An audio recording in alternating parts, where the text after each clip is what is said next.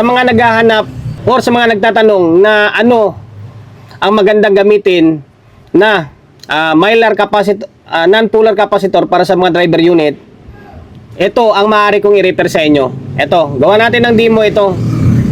Pero hindi ko sinasabing ito siya. Kumbaga, maaring i-repair ko sa inyo kasi ito, narinig ko na ang tunog nito, mas maganda yung dating niya. Ito, MKP na, ayan, MKP na 400 volts, 1.5 UF. Pasensya na, naka front camera tayo. Ayan, oh. Kung kita na kayo ng mga original na mga dividing network, mga original na dividing network, may mga nakalagay na ganitong kulay ng kapasitor. Ito yun, MKP. MKP yun. Hindi lang, iba-ibang klase kasi ng value. Meron 1.5, depende kung sa high siya nakalagay or nasa mid siya nakalagay. Pero ito yun, yung kulay itim, ito yun, MKP na non-polar capacitor. Okay? Ngayon, ipaparinig ko sa inyo yung tunog niya. Diba? Ipaparinig ko sa inyo. Although, nagawa ko na ng video ito, gusto ko lang iparinig sa mga hindi pa nakarinig. Okay? Ngayon, ang gagamitin natin na driver unit, ito siya, oh. JBL. Baka sabihin nyo, kaya lang maganda tunog niyan kasi JBL. Hindi nagkataon lang na JBL yung natipuan kong gamitin na driver unit. Inulit natin. MKP na 1.5, 400 volts. Okay, non-polar capacitor. Kaso nga lang, medyo pricey kasi ito. Medyo pricey siya against sa yung mga ganito klaseng capacitor. Yung mga capacitor ng electric fan. Yung capacitor ng electric fan, tsaka ito, halos magka-same lang ng presyo eh. Ito ang layo. Siguro 10 na ng ganito or 5 ganito. Kapresyo lang ng isang ganito. Medyo pricey talaga siya. Pero pagdating sa tunog, maaring mas maganda yung tunog niya. Ngayon, ito nga, driver unit natin. Tapos hindi tayo gagamit ng bulb. Hindi tayo gagamit ng bulb. Tapos hindi ako gagamit ng resistor. Rekta lang natin siya. Tulad ito, nakikabit ko na siya. Nakikabit ko na. Ito, negative. Tapos, dito natin siya ilalagay. Dito ilalagay. Tapos, pag ganito lang siya. Okay? Para mas marinig natin yung tunog niya na walang walang resistor, wala siyang bulb. Okay? Ngayon, inangin ko lang ito.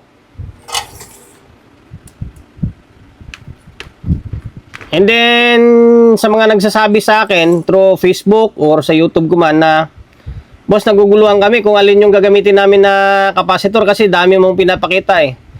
Wala akong sinabing gagamitin nyo. Wala akong sinabing na gagamitin nyo. Ang akin lang, pinapakita, pinaparinig ko lang para may mapagpipilian kayo, di ba? Kung gusto nyo na mas matinis na tunog, gusto nyo na mas makapal na tunog, kasi ang kapasitor, iba-iba siya ng dating or iba-iba siya ng tunog. Hindi kaya malaya kayo makapili, di ba? Pero kasi yung tao na gusto yung manipis yung tunog, merong tao na gusto niya yung makapal na tunog pagdating sa driver unit. Kaya pinapakita natin, iba-iba klaseng kapasitor para may mapagpilian kayo. Pero wala tayong sinabing, gamitin mo ito, di ba? Kasi may kanya-kanya tayong panlasa pagdating sa tunog. Okay, nailagay ko na siya, naikabit ko na. Ganito na lang siguro, baka mamaya malaglag siya eh. Okay? Tapos ang gagamitin natin na amplifier ay itong bagong repair natin. CE18 na Trident ito. Okay? Ito siya oh. On ko siya.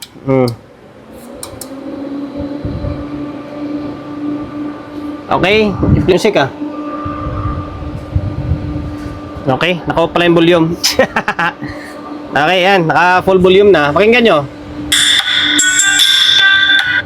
Di ba? Pakinggan nyo ha.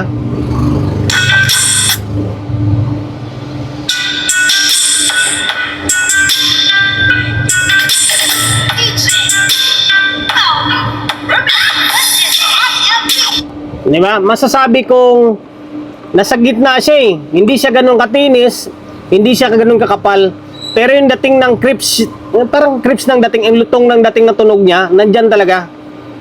Para sa akin ha, ang dabis niyang pakinggan, oh.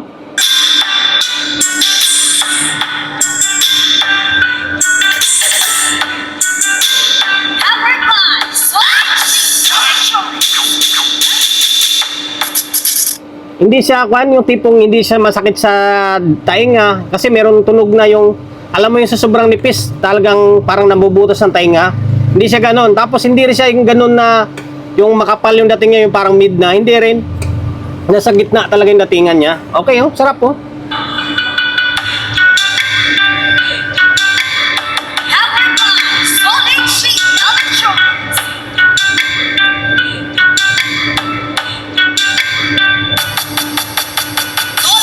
Di ba? Pag bugbog, gumagano yung Twitter, hindi siya yung as in makapal na tunog, nasa manipis pa rin na tunog niya.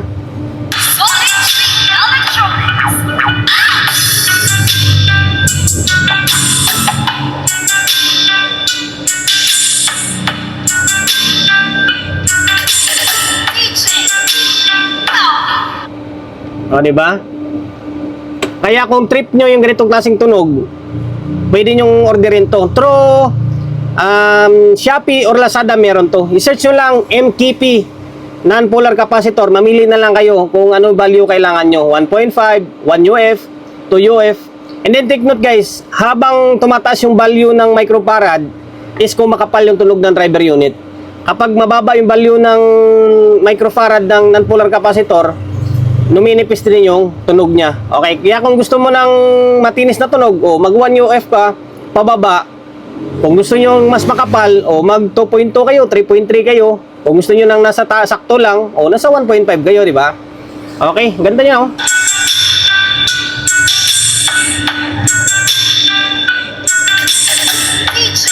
Okay, hanggang dito na lang.